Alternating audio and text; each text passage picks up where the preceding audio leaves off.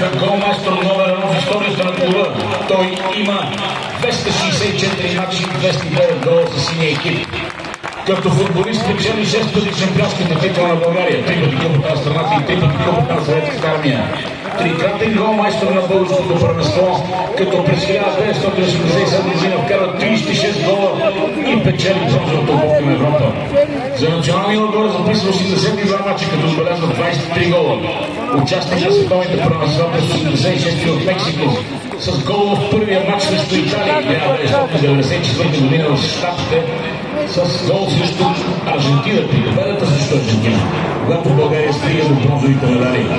Участник на Европейското първенство през 1996 година в Англия.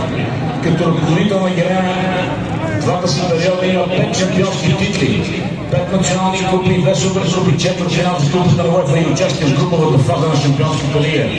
През 2020 година се завръща като мажоритарен собственик на клуба в най-тежкия му период, както от финансова, така и от спортно-техническа гледна точка.